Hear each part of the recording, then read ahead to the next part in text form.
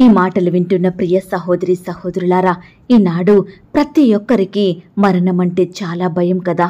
దీర్ఘాయుష్తో ఉండాలని, చనిపోకుండా ఎక్కువ కాలం బ్రతకాలని కోరుకునేవారు, పూజలు చేసేవారు, ప్రార్థించేవారు ఎంతోమంది ఉంటున్నారు.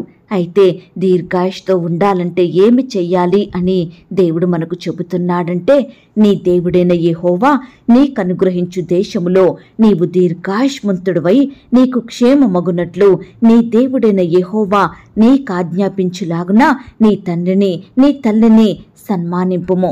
నరహత్య చెయ్యకూడదు, వ్యభిచరింపకూడదు, దొంగిలకూడదు, నీ పొరుగువాని మీద అబద్ధ సాక్ష్యం పలకకూడదు, నీ పొరుగువాని భార్యను ఆశింపకూడదు, నీ పొరుగువాని ఇంటినైనను వాని పొలమునైనను వాని దాసునైనను వాని దాసి అయినను వాని ఎద్దునైనను వాని గాడిదైనను నీ పొరుగువానిదగు దేనినైనను ఆశింపకూడదు అని దేవుడు సెలవిస్తున్నాడు. ప్రియ విశ్వాసి, ఈ విధంగా చేస్తే నీవు దీర్ఘాయుష్మంతుడుగా ఉంటావు, ఎక్కువ కాలం జీవిస్తావు అని దేవుడు చెబుతున్నాడు.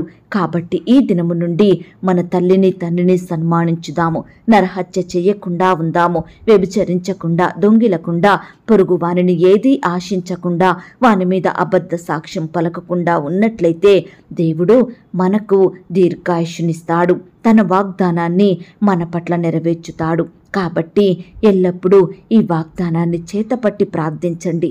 ఈ వాగ్దానంలో ఉన్న ప్రతి మాట నా జీవితంలో నెరవేర్చు